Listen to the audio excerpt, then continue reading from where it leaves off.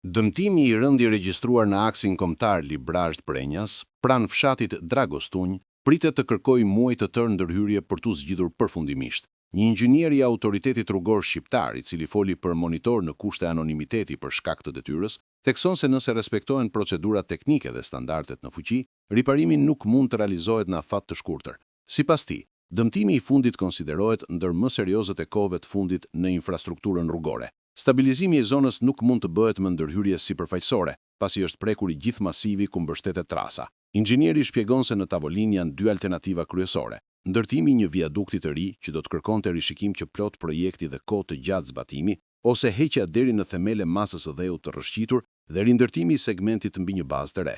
Kompania ANK e kontraktuar për punimet, po shqyrton variantin e dytë, që parashikon gërryrjen e plot të zonës së dëmtuar dhe krijimin e një traseje të re.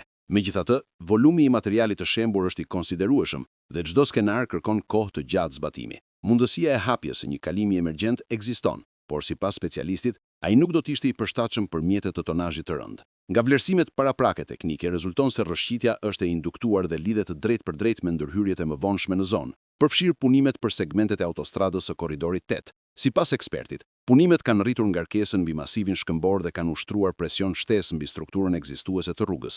Ndërhyrjet në shpatet anësore, si dhe përdorimi I materialit lumor që ka sjellë gërryrje të bazave mbajtëse, konsiderohen faktorë që kanë kontribuar në destabilizimin e terrenit. Ura e dëmtuar, e ndërtuar në vitin 1997, sipas burimeve teknike, ka qenë në gjendje shumë të mirë përpara nisjes së punimeve të reja, shka përforcon dyshimet se problematika aktuale lidhet me fazat e fundit të ndërhyrjeve në zonë. Specialisti paralajmëron se rikthimi I sigurisë në këtë segment kërkon ndërhyrje të thelluara gjeoteknike.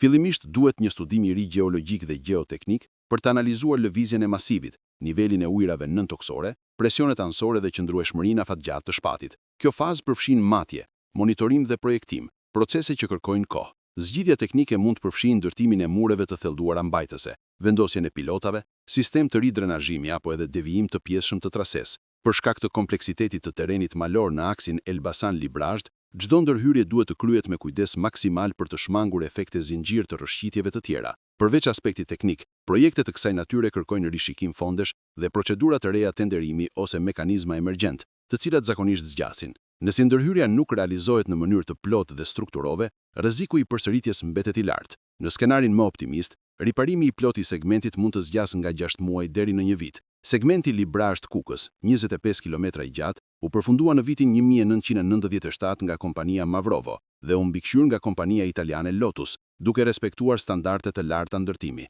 Edhe pse ndër vite ka munguar mirëmbajtja rutinë sipas standardeve, infrastruktura kishte ruajtur gjendje të mirë deri para nisjes së punimeve të reja në kuadër të korridorit 8.